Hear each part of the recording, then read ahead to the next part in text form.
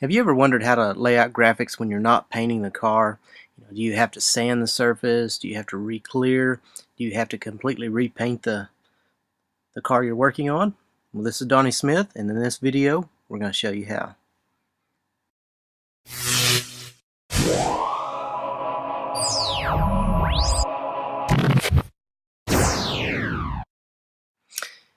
Yes, Donnie Smith, and in this video I'm going to show you how to lay graphics on something that has already been painted. For example, you're not in the process of painting it, you just want to lay down some stripes, some flames, or whatever graphic it is, and you want to know the steps because there's a lot of questions about this. Do I have to sand the surface? Do I have to repaint the surface?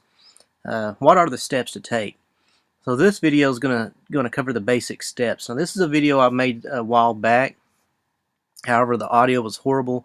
I am talking in this video, but I had to do a voiceover because there was buffers and DAs and sanders in the background. It was very hard to understand what I was saying, and I had a lot of comments on that. So I'm redoing this video with this voiceover so that you can kind of understand. I'll kind of narrate the process. But anyway, the first step that I'm doing here and I'm demonstrating is that you always want to wash the surface with soap and water. You want to make sure that you're working on a clean surface to get rid of all the silicones and other contaminants, because that can lead to a lot of the paint problems that we have. So we wash it with soap and water, and I have a pressure washer here that I'm using, and I realize you may not have one of these at your house, so you don't have to use a pressure washer. You can just use a hose to rinse it off real good, but you want to wash it good and you want to rinse it good just to make sure all that's off.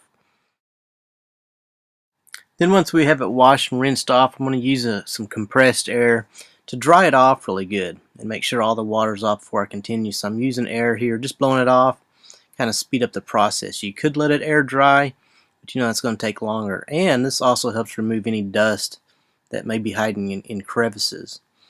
Once I got it blew off real good with air, I'm going to use some wax and grease remover, and this is just to assure that all traces of silicones and waxes and any other type of contaminants is off of the panel that I'm going to be working on.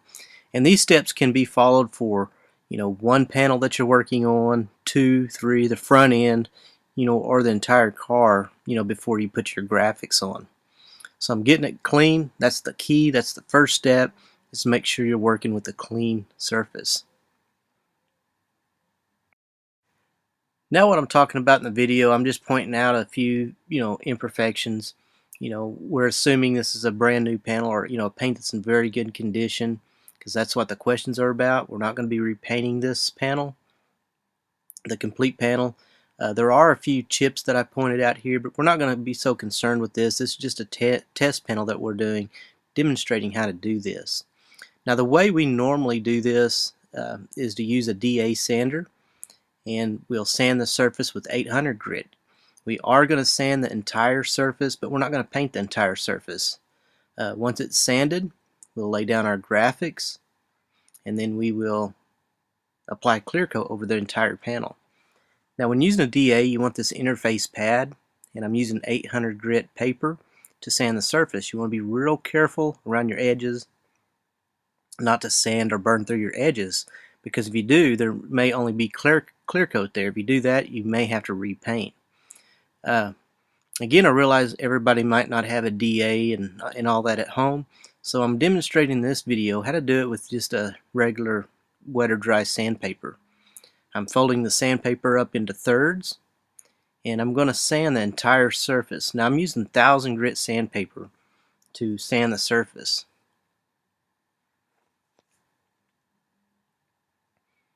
I'm going to get the wash bucket that I was using, get the sponge, just to allow some water. You want to keep a lot of water so it lubricates it real good. If there's any dirt, it'll wash it off.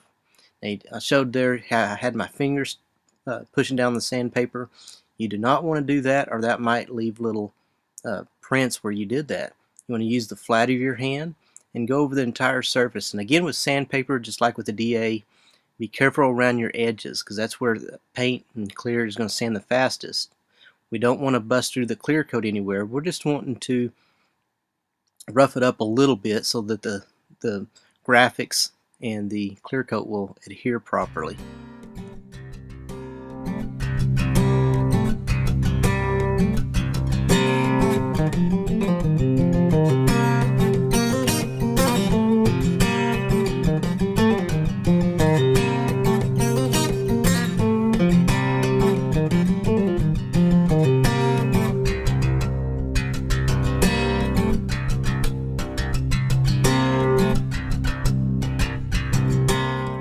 Now I've got the entire surface sanded with the sandpaper, and I always go over it with a Scotch-Brite. Make sure it's a gray one, not a red one, because that's too coarse and you'll be able to see the scratches through the clear. But I'll get a gray one and go around the edges really good, and go ahead and go around the entire panel just to assure that everything is scuffed up properly, and that everything's going to stick well.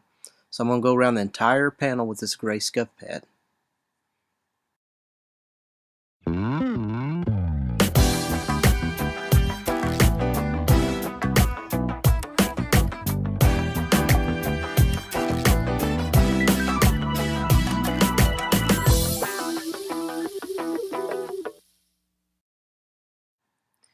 Now I've got the panel completely sanded and scuffed, and now I'm just going to get the pressure washer or water hose, whatever you have, and rinse it off real good. Make sure all that residue's off, and make sure it's super clean.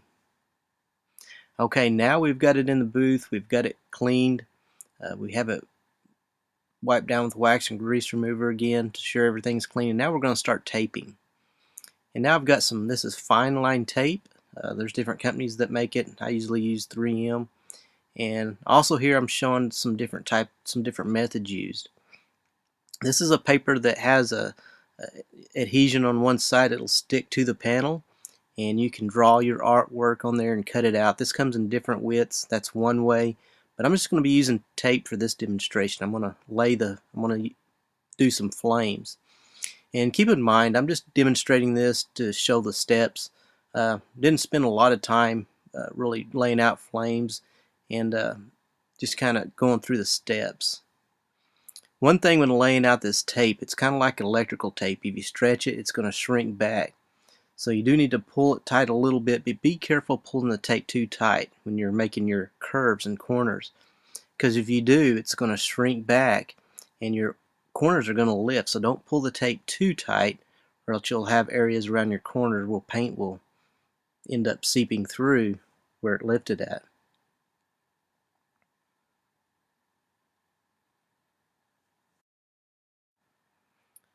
Another thing when masking, if you don't like the way it looks, you can always pull it off and start over. And another thing that I'm talking about here is you got to remember what's being painted.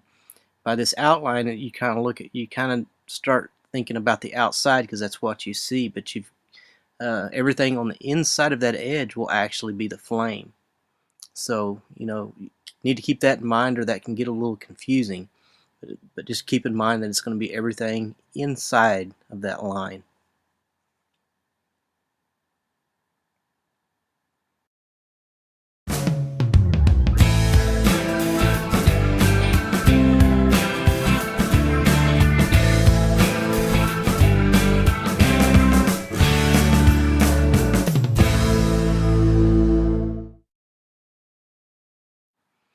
And again, I'm just laying out these stripes just as a quick demonstration.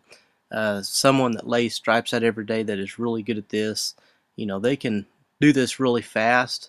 But if not, if you're not someone that does it every day, you can still do it. It's just going to take some time, and you may have to peel the tape up and redo it a couple of times. And believe me, I'm not that artistic, and this is I'm not real good at doing a lot of graphics like this, especially when it comes to airbrush and freehand and things like that. So, but if I can do it, anybody can, because I'm really not that artistic when it comes to this type of work.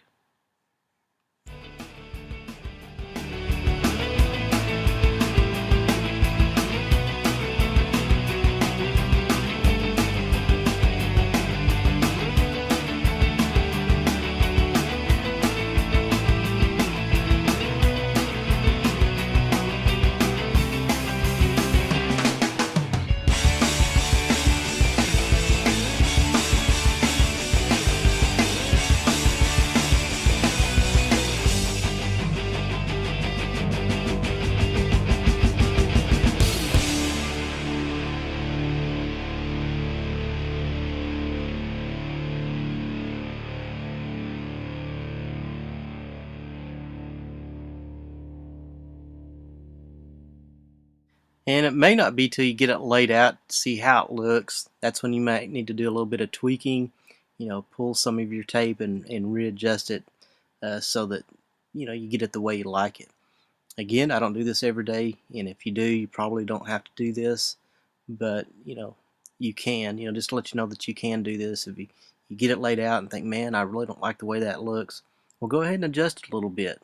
I mean, this is this paint, flame, or whatever graphic you're doing, it's going to be permanent, so go ahead and make sure that it's exactly the way you want it.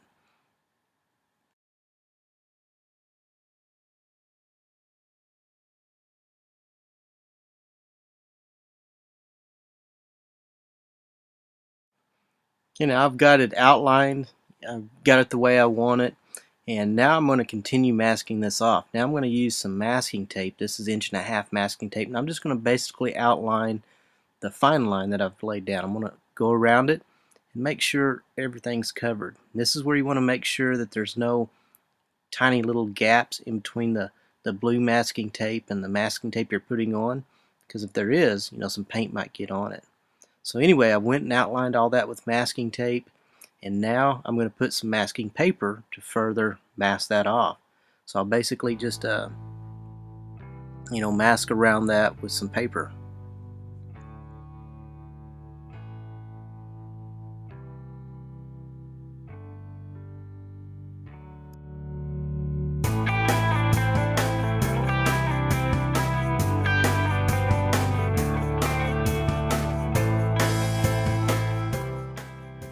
Again, go around all of your edges as you're masking and make sure there's no gaps that shouldn't have paint on it exposed. This is where all the time, it's time consuming.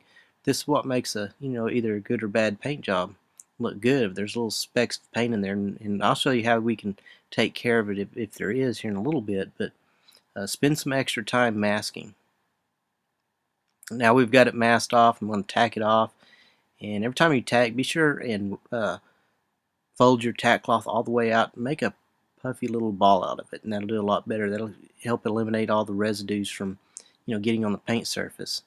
Now I'm going to lightly wipe down where I'm going to spray this flame area.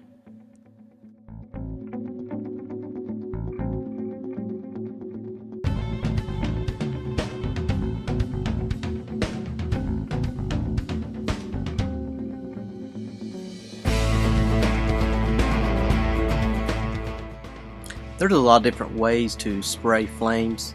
In this video I'm just using an airbrush, and I'm just going to kind of go around the edges and kind of go from there. I'm using a waterborne paint, and again, I didn't spend a lot of time with the colors and things like that. It's just kind of the steps of how to do it. I had some yellow and some orange, and I'm going to use that on this. But again, if this was an actual job, I'd probably spend a little more time with the actual layout of the flame and with the colors. And you can see right there in that corner right there, I kind of messed up a little bit. The flame kind of comes up above the outline a little bit, and that is the good thing about airbrushing.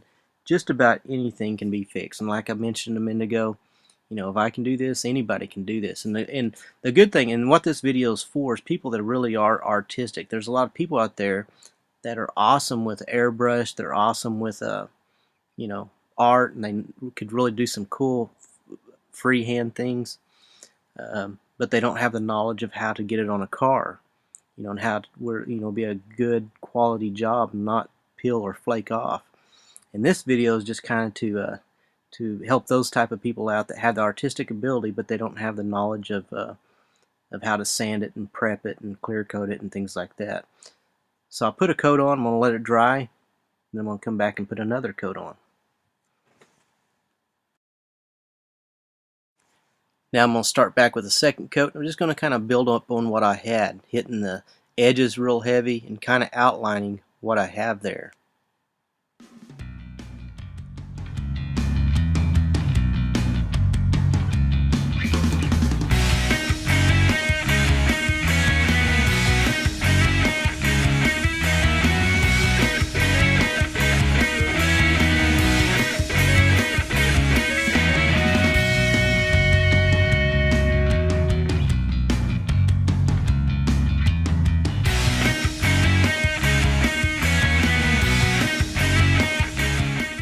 Okay, now I've grabbed some orange, and I'm going to kind of go around some of the edges with some orange, just kind of blend that in. And again, if you're real artistic, you can do a lot better job with this part of it. I'm just kind of demonstrating the parts. I didn't put a lot of thought into, the colors and design itself. Anyway, I kind of went around some of the edges with orange. And I don't want to get too in depth with this. I mean, you can put shadows and highlights. There's a lot of things you can do. But again, this video is not for that part of it. So I'm going to just call that good. I'm going to unmask this and then go to the clear coat stages. Now we have a panel. The entire panel's been sanded with 1000 grit, wet or dry. The graphics has been applied on top of that sanded surface. And now we're ready to go ahead and clear coat. Now we're going to clear coat the entire surface. So if you're doing this to one door or two doors or a front end or a whole car, these same steps will be followed. Now normally when I clear in a lot of my videos, it says 2 full wet coats. Anytime I'm laying stripes or graphics, the first coat I always put a light coat on. This is a tack coat. This is just kind of a bridge over the lines or where the graphic may be so that it doesn't run or have a sag look there. So I'll put a tack coat on. And then once the tack coat is on, then I will apply my two full wet coats. And if you're going to be doing a lot of sanding and buffing, you may even apply more clear to give you more clear to sand and buff. But this is my first coat I'm applying. I'm applying it and notice that I'm going all the way across the panel, not just the graphic area. I am clear coating the entire panel.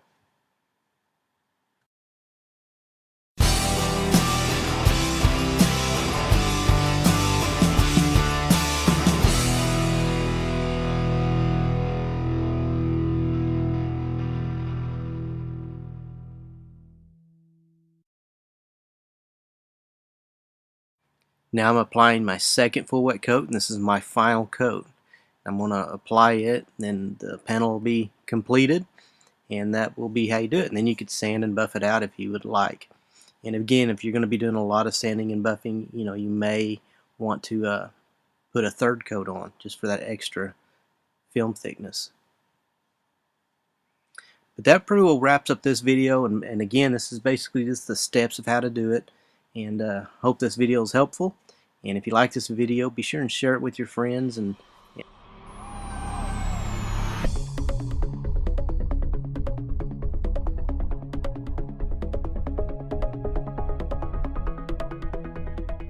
so here's a quick recap of the steps to follow. First, make sure you're working with a clean panel. To do that, wash it with soap and water. Then you can air dry it to speed it up, and also that'll get rid of some of the dirt that may be hiding in the crevices. Then you're going to wipe it with wax and grease remover to make sure all the wax and greases, contaminants, silicones is off the panel. Then you're going to use some 1000 grit, wet or dry, to sand the entire panel, because we're going to clear coat the entire panel. So sand it all with 1000 grit, and then use a gray scuff pad to go around the edges and make sure everything is scuffed properly. Then rinse it back off, make sure it's good and clean. Then you can start your masking process. First, use your fine line. It comes in 1/4 inch and 1/8 inch, to lay out your graphics. They also got the different types of methods to use, but in this one we're outlining with tape. So once you have your outline masked the way you like it, then you come back and apply 3/4 to 1.5 inch to finish masking off the surface that you don't want to get paint on. Once that's done, use some masking paper to continue masking it off to make sure that paint don't get on the surfaces that you don't want paint on. Once masked off, you can do your airbrush work or spray, with a spray gun or whatever method you're using. Once the graphic work is done, unmask everything and then apply one tack coat to help bridge over any lines that you may have from the different layers of paint. And then apply 2 full wet coats. If you're going to be doing a lot of sanding and buffing, you might apply another coat. So that pretty well wraps up the steps, except for buffing. You may want to buff when you're done after it's dry. But that pretty well wraps it up. And again, thanks for watching, and we'll talk to you next time.